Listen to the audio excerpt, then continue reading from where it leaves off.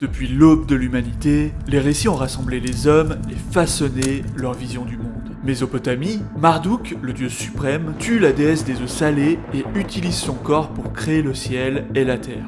Dans l'Égypte ancienne, le dieu Atum émerge de l'océan primordial pour créer le monde et les premières divinités. Et en Chine, Pangu sépare le ciel de la terre, son corps se transformant en différentes parties du monde. On a tendance à croire que ce sont les civilisations qui créent les mythes, mais en réalité, c'est l'inverse. Le mythe imprègne d'abord une poignée d'individus, puis, tel un virus, il se propage façonnant la conscience collective, unissant les hommes en tribus, en nations, en civilisations. Aujourd'hui, à l'ère de la science, nous croyons vivre dans une société régie par la rationalité. La création du monde, ce n'est plus Marduk, Atum ou Pangu. La création du monde, c'est le Big Bang.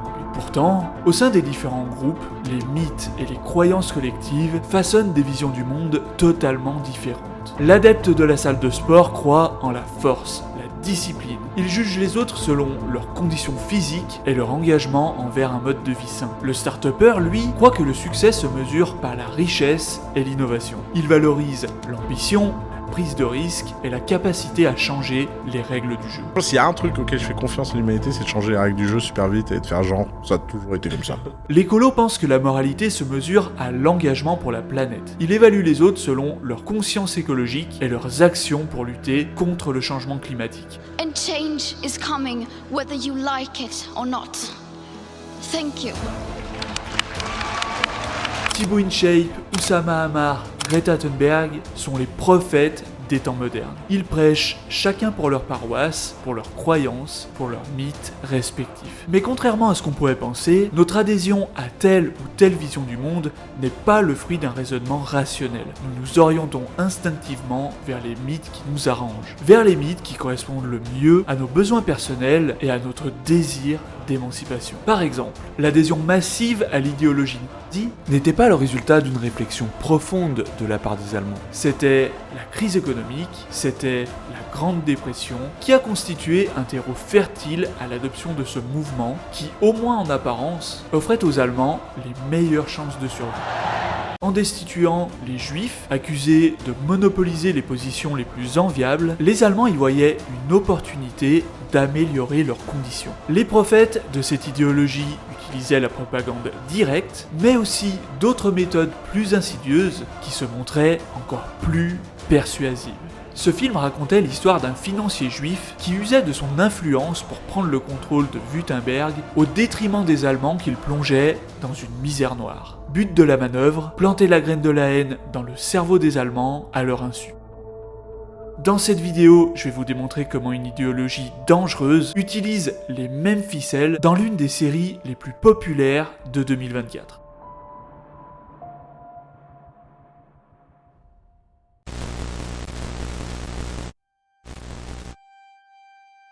Impossible de comprendre le pouvoir d'influence d'House of the Dragon sans contextualiser la série emblématique dont elle est issue, Game of Thrones. Souvenez-vous, dès le premier épisode, Jaime fait le choix conscient de pousser Bran dans le vide, parce que si Bran avait pu raconter ce qu'il a vu, Jaime, Cersei et leurs enfants auraient été condamnés à mort. Première leçon, l'homme est capable de sacrifier un enfant innocent afin d'assurer la survie de sa famille. Par chance, Bran ne meurt pas, mais reste allongé, plongé dans le coma. À tout moment, il pourrait se réveiller et révéler ce qu'il a vu. Comme on a déjà intégré la première leçon, lorsqu'une tentative d'assassinat est perpétrée contre lui, il nous semble évident que c'est un coup de Jaime et de Cersei. Pourtant, plusieurs saisons plus tard, on découvre que l'auteur de ce complot n'est autre que Peter Baelish, alias Littlefinger. Mais pourquoi a-t-il agi ainsi? Simplement pour attiser la méfiance des Stark envers les Lannister, renforçant ainsi sa propre position. Nouvelle leçon, certains individus apparemment insignifiants peuvent monter les puissants les uns contre les autres afin d'accroître leur propre pouvoir. D'ailleurs, si un jour vous lisez L'ordre étrange des choses d'Antonio Damasio, vous découvrirez que cette stratégie de survie n'est pas propre à l'homme, puisqu'elle a été observée dans des organismes vivants primitifs qui ne possèdent même pas de cerveau comme les bactéries. Mais bref, dans Game of Thrones, chaque move, chaque coup, chaque mort, rien n'arrive par accident. Toutes les situations, aussi dures, aussi immorales, aussi injustes soient-elles, ont une explication cohérente, réaliste et rationnelle. Le secret d'une telle cohérence réside dans la plume de George R.R. Martin, qui n'a jamais caché s'être inspiré de faits historiques réels pour les transposer dans son univers. C'est cette transposition du réel qui permet au spectateur de tirer des enseignements concrets sur la nature humaine. C'est cette transposition du réel qui enrichit notre vision du monde. C'est cette transposition du réel qui a permis à Game of Thrones d'être la série la plus récompensée de tous les temps. House of the Dragon nous est vendu comme la digne héritière de Game of Thrones. Même univers, même musique, même générique, il se passe des choses dures, injustes et cruelles qui sont du même acabit que dans Game of Thrones, et encore une fois, c'est la plume de Martin qui assure la cohérence du scénario. Enfin ça, c'est ce qu'on voudrait nous faire croire.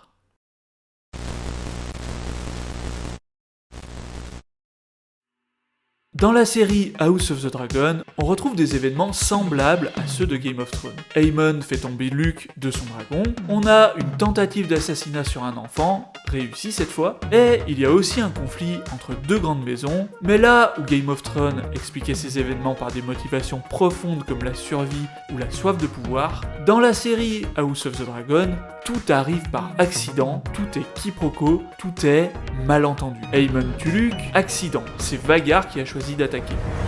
Daemon fait assassiner un enfant, malentendu, c'est Aemon qui était visé. L'origine de la guerre, quand Alicent subtilise le trône à Rhaenyra, l'héritière légitime, quiproquo, elle a cru que Viserys avait désigné son fils Aegon comme successeur. Mais ce qui est étrange, c'est que dans l'œuvre originale de Martin, dans les livres, aucun de ces événements n'arrive par accident, pas de quiproquo, pas de malentendu. Dans l'œuvre originale, Aemon tue Luke volontairement pour se venger de son œil perdu. Daemon fait assassiner le fils d'Aegon pour venger Luke, fils pour fils. À aucun moment il était prévu de faire assassiner Aemond, c'est une pure invention de la série. Et pour l'origine de la guerre, à la mort de Viserys, Alicent s'empare du trône, mais tout en sachant bien que c'est Rhaenyra que Viserys avait désigné pour sa succession. Ces derniers mots qui pouvaient laisser entendre qu'il désignait Aegon, le fils d'Alicent, est encore une fois une pure invention de la série. Alors dans certains titres d'œuvres, les accidents, les malentendus et les quiproquos sont les bienvenus, parce qu'ils nous font rire.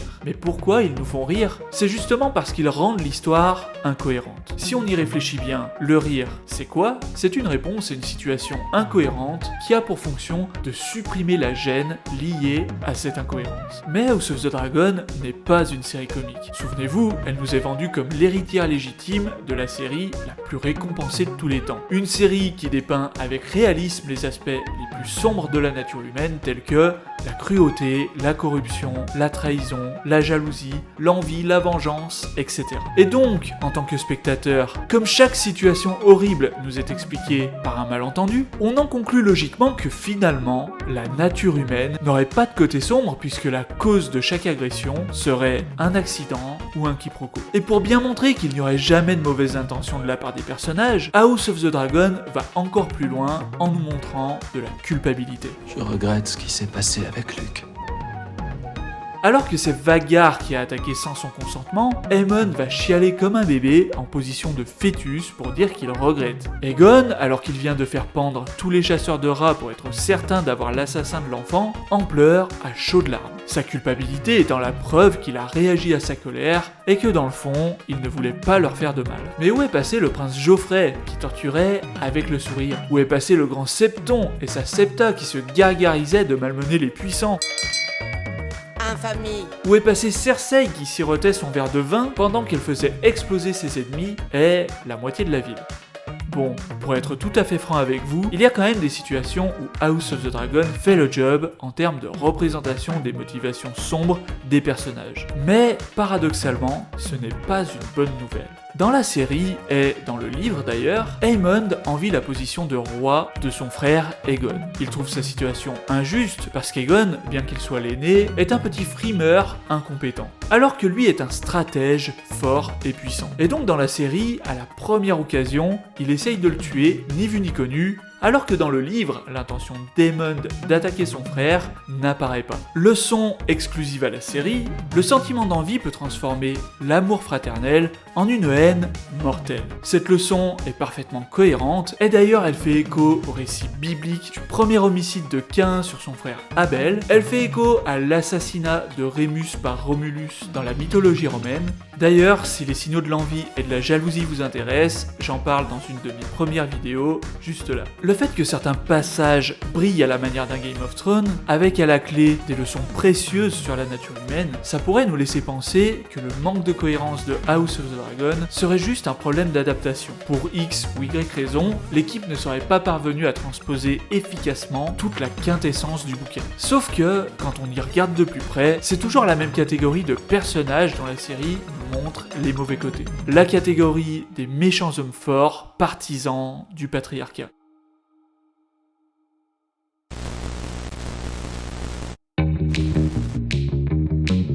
C'est vrai que dans Game of Thrones, nous étions servis. Dès le premier épisode, pas moins de 3 pères ennemis.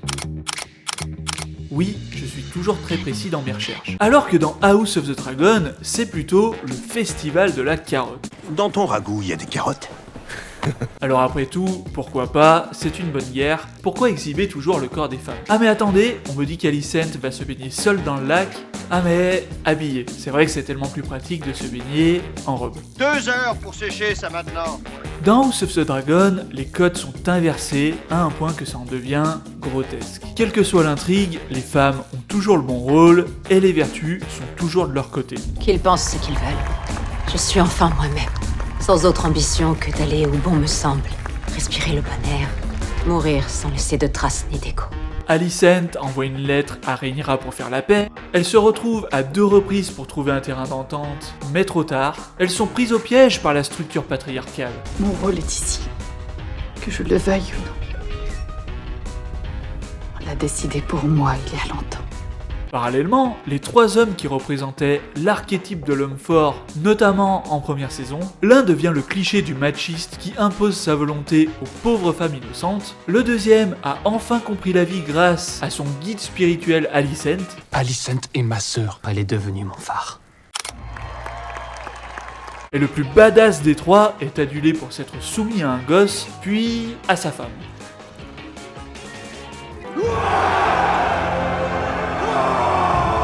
Ou plutôt, sa pauvre femme, devrais-je dire, parce qu'elle se fait prendre de haut par tous les méchants hommes représentants du patriarcat durant 7 épisodes. Mais qu'en est-il du respect que vous me devez en période de trouble? Jusqu'ici, le beau sexe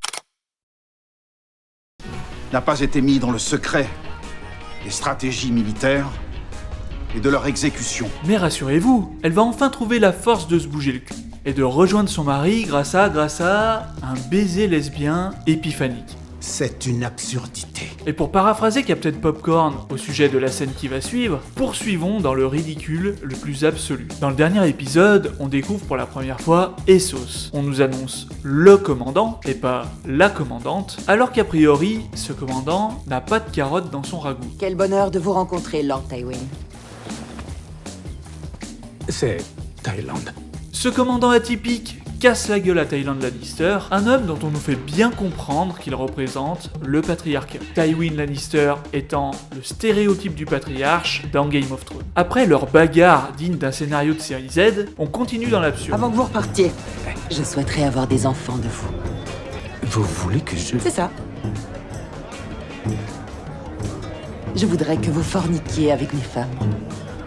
Mais alors, que faut-il comprendre ici? Première théorie, ce commandant serait une femme qui aime les femmes, mais dans ce cas, pourquoi ne pas faire un enfant elle-même directement avec Thaïlande? D'où ma deuxième théorie, depuis le début, le commandant est un homme qui a changé de sexe. Ça expliquerait sa force, ça expliquerait pourquoi on l'appelle le commandant, ça expliquerait pourquoi il ne peut pas avoir d'enfant avec Thaïlande. Vous trouvez sans doute cette théorie stupide, parce que dans l'univers de Game of Thrones, les traitements à base d'œstrogènes et les chirurgiens pratiquant la vaginoplastie, ça ne doit pas courir les rues.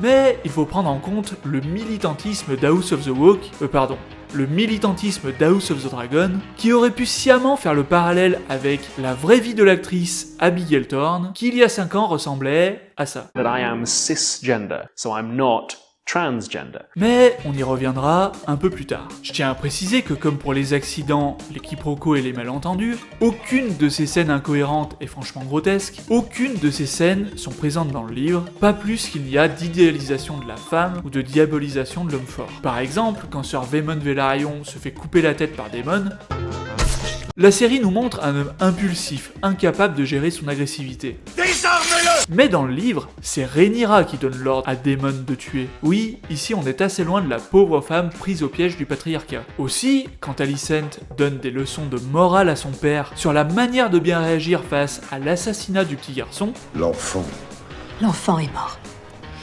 Il ne peut plus souffrir.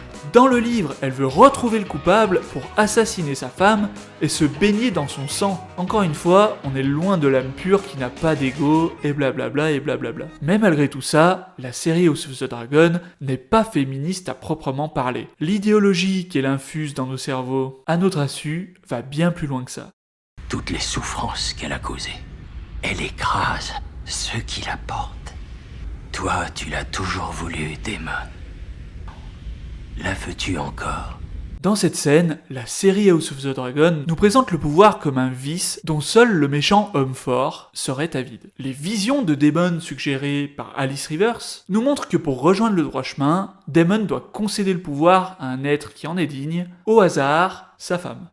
En parallèle, les dragons, symboles de pouvoir, ne sont plus monopolisés par les blondinets Targaryens, ils choisissent dorénavant d'être domptés par le petit peuple. Le compte est bon, nous avons tous les ingrédients de l'idéologie woke.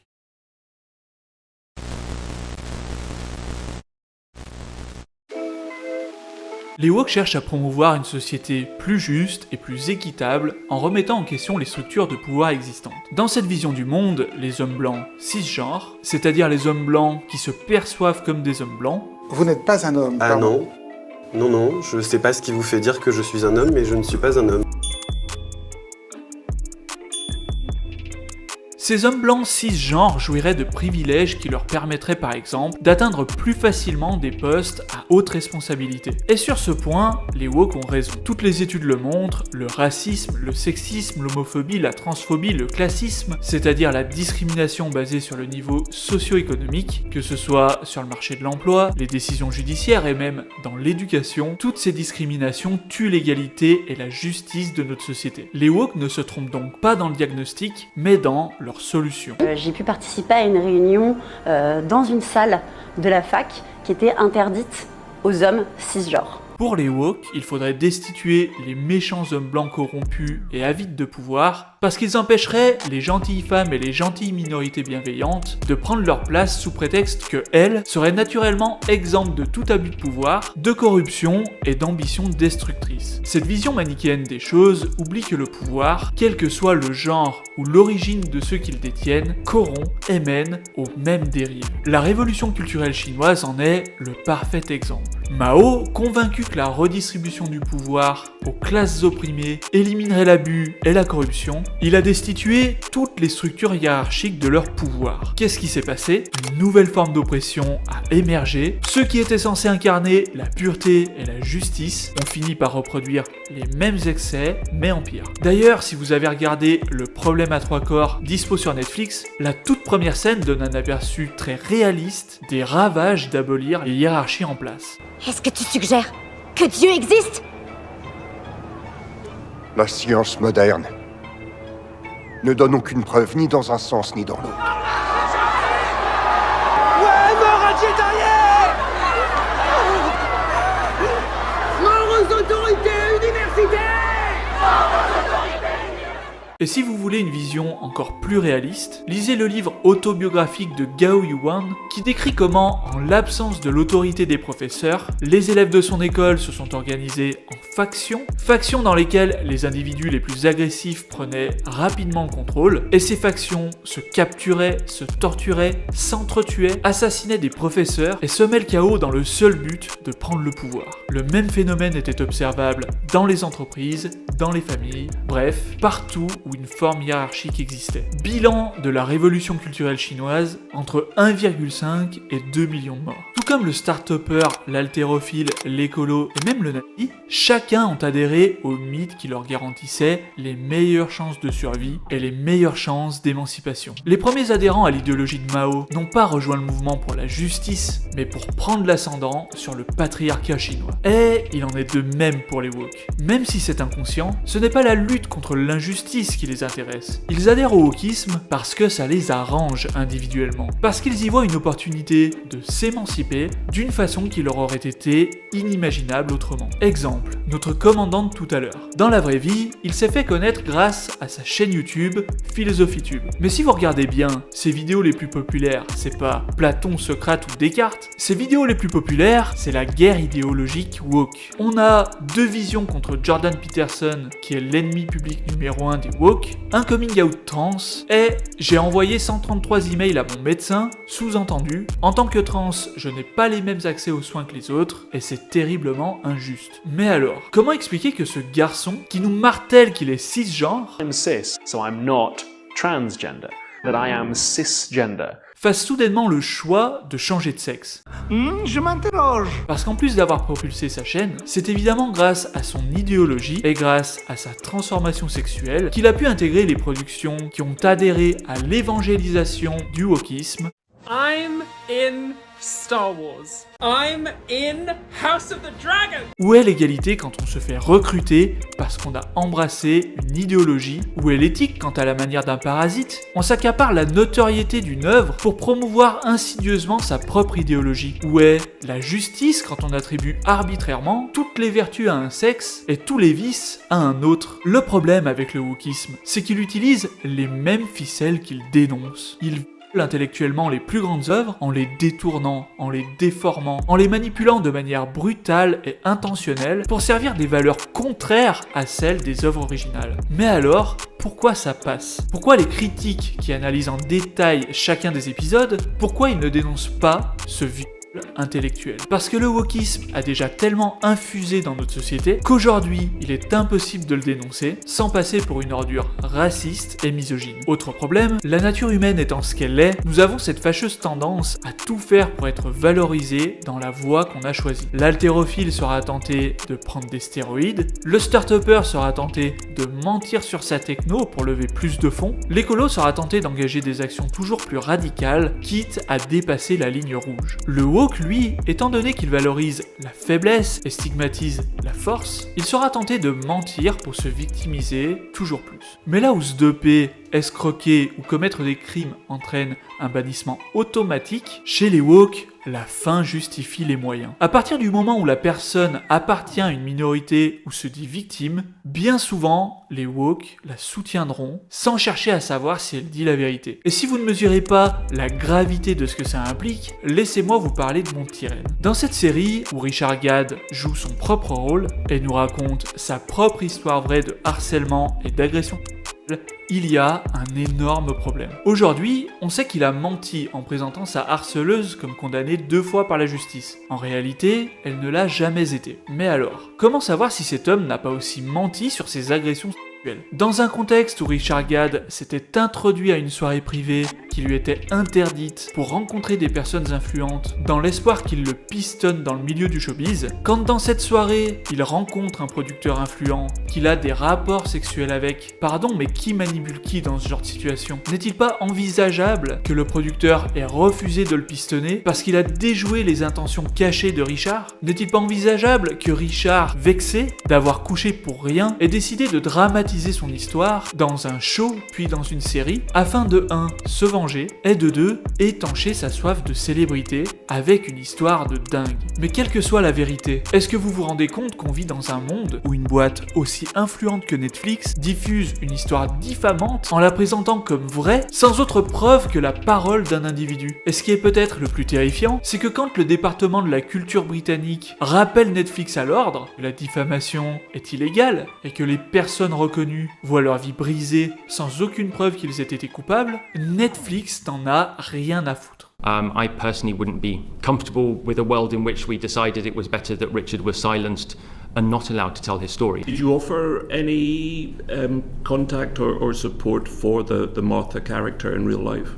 I cannot get into the specifics of what happened around the making of the show because it wouldn't be appropriate for me to comment, and I don't want to give further fuel to some of the theories which are circling on the internet. Tant que la cause woke avance, tant pis pour les dégâts collatéraux. Quand j'ai analysé cette série en profondeur il y a quelques mois, je me suis retrouvé avec un top commentaire qui me disait qu'il n'est pas trop tard pour moi de retirer ma vidéo. Alors on en reparlera un peu plus tard, mais là, il s'agit d'une menace de me faire cancel. Ce même commentaire me dit aussi que, définitivement, je n'ai pas compris la psychologie d'une victime. Et au vu du nombre de likes par rapport aux autres commentaires, c'est peut-être ce que vous dites aussi. Alors laissez-moi vous dire une chose, aucune sorte de caste n'a le monopole de l'injustice, de la discrimination ou de la souffrance. C'est pas parce qu'on est un homme blanc et hétéro qu'on ne sait pas ce que c'est d'être victime ou marginalisé. D'ailleurs, une statistique intéressante, chaque année, les hommes se suicident entre 3 et 4 fois plus que les femmes. Et aux États-Unis, les études montrent que ce sont les hommes blancs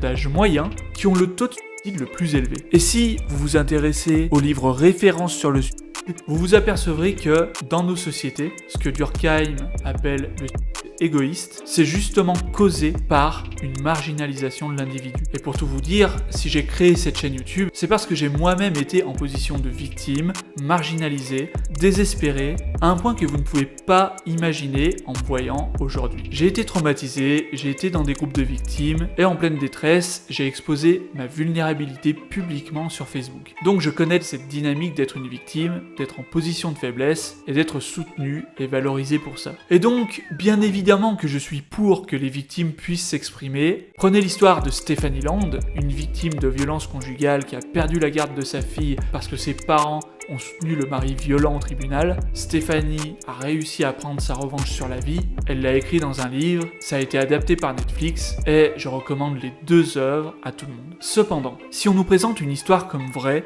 il est important de veiller à ce que l'histoire soit fondée sur des faits vérifiés. Sans ça, on risque de nuire à la crédibilité des vraies victimes, comme ça s'est déjà produit par le passé. Souvenez-vous lorsque Amber Heard avait gagné son premier procès contre Johnny Depp. Elle était devenue le porte-étendard de MeToo. Mais que s'est-il passé lorsque Johnny Depp a démontré qu'Amber avait menti? Ça a complètement décrédibilisé MeToo et en même temps la parole de toutes les véritables victimes. Et aussi, il faut penser à l'injustice que vivent les personnes accusées à tort. Parce que oui, Johnny Depp a réussi à rétablir sa situation, mais vous comprenez bien que c'est une exception. Tout le monde n'a pas les moyens, le talent et la sympathie de Johnny Depp envers l'opinion publique pour s'en sortir. Aujourd'hui, si un homme en position d'autorité est accusé à tort, peu importe, il est cancel. Prenez Norman, accusé d'avoir violé des mineurs. Cancel de YouTube, sa femme, ses filles et ses proches se font harceler depuis 2 ans, alors que l'affaire n'a même pas été au tribunal tellement que le dossier était vide. Norman n'a pas exploité sa notoriété ni la potentielle vulnérabilité des plaignantes au point de tromper leur consentement. Aucun témoignage ne permettait cependant d'établir avec précision des comportements déplacés à l'encontre des plaignantes ou d'autres jeunes femmes. Ce classement sans suite ne débouche sur aucune mise en examen, ni procès, ni condamnation.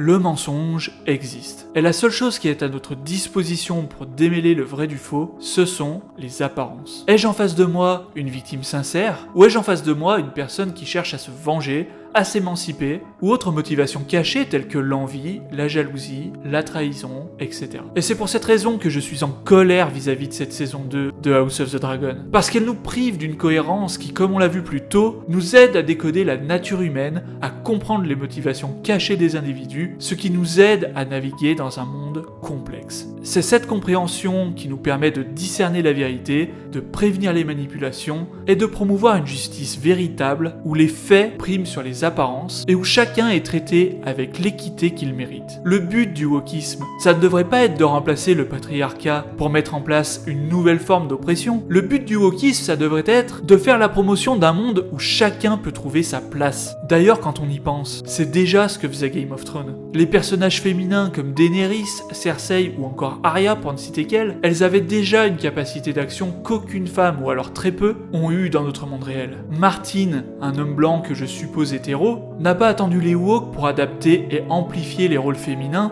pour que les femmes d'aujourd'hui puissent s'identifier et oser s'accomplir au moins autant que les hommes.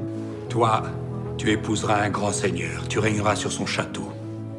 Et tes fils seront chevaliers, princes et seigneurs.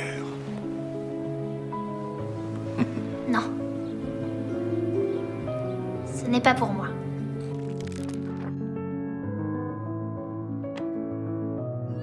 Martin allait encore plus loin dans son œuvre originale de House of the Dragon. Il mettait au centre de la table l'égalité des sexes, l'égalité sociale. Et le pire, c'est que la saison 1 était plutôt bien partie. La vérité n'a aucune importance, Rhaenyra. C'est la perception qui compte. Un exemple à suivre pour promouvoir le wokisme dans notre culture, c'est Sex Education. Cette série s'est construite toute seule, elle n'a pas eu besoin d'usurper l'identité d'une autre œuvre pour faire un véritable carton auprès des jeunes, et surtout, elle leur apporte de véritables pistes de réflexion dans leur quête d'identité, tout en restant d'une cohérence à toute épreuve. L'intello n'est plus celui qui perd à tous les coups. Dans Sex Education, il sort avec les plus belles filles du lycée, ce qui fatalement va inciter les jeunes hommes à développer leur intégrité et leur cervelle. La brute n'est plus juste quelqu'un de stupide et agressif, ça peut aussi être un gay refoulé et sensible, ce qui est peut-être plus fréquent qu'on le croit. Dans cette série, tout le monde trouve sa place sans stigmatiser personne. Et c'est ça le wokisme sain qu'on voudrait voir. Pour celles et ceux qui seraient marginalisés et qui désirent reprendre le dessus sans faire levier sur la victimisation, sans se venger, mais plutôt en se reconstruisant. J'ai créé pour vous les 7 lois de la revanche. Et si la marginalisation dont vous souffrez se trouve être le rejet familial, j'ai créé Comprendre le rejet familial pour mieux le surmonter. Ces 2 programmes sont 100% gratuits et dans votre boîte mail d'ici 5 minutes s'ils vous intéressent. Les liens se trouvent en description. Merci beaucoup.